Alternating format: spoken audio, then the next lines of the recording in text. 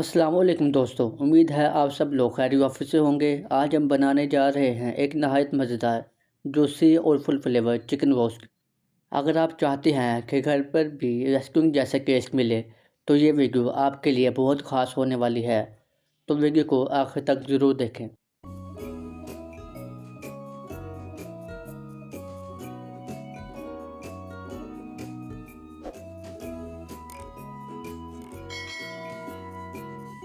तो सबसे पहले बात करते हैं हमारे चिकन की। यहाँ मैंने लिया है एक मुकम्मल चिकन। आप लेग पीस या सीने का पीस भी ले सकते हैं, जिसे हम अच्छी तरह साफ़ कर लेंगे। अब हम इसमें टक लगा लेंगे ताकि मैरिनेशन अच्छी तरह अंदर तक जा सके। यही वो छोटा सा टिप है जो टेस्ट को डबल कर देता है।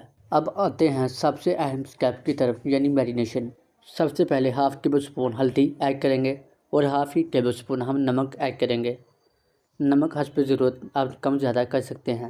इसके बाद हाफ़ टेबल स्पून गरम मसाला और 1/4 चम्मच लाल मिर्च और 1/4 चम्मच काली मिर्चें, हाफ़ टेबल स्पून सूखा धनिया।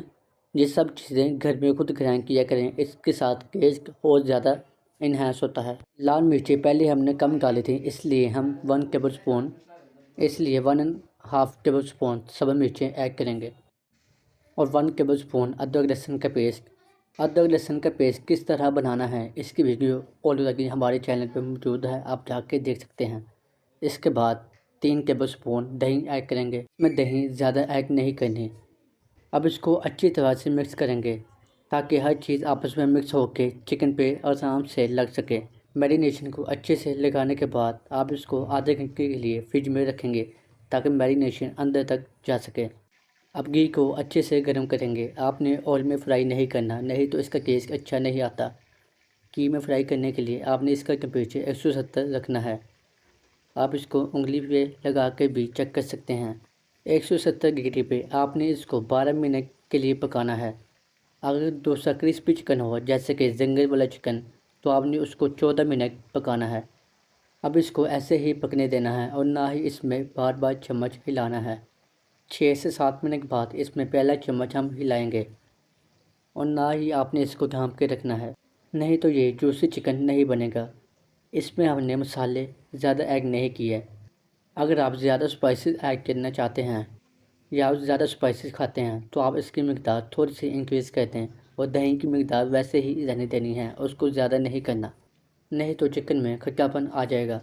लीजिए, चिकन को पकते हुए 12 मिनट हो चुके हैं। अब आप देख सकते हैं। अब इसको आराम से बाहर निकालेंगे।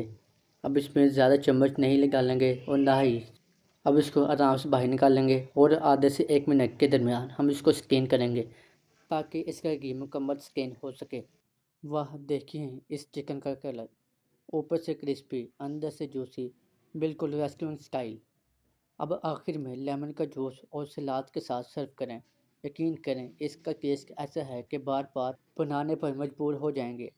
अगर आपको मेरी ये रेसिपी पसंद आई तो वीडियो को लाइक करें और चैनल को सब्सक्राइब करना ना भूलें, क्योंकि मैं आपके लिए लाता रहूँगा ऐसी ही मज़ेदार और आसान रेसिपी।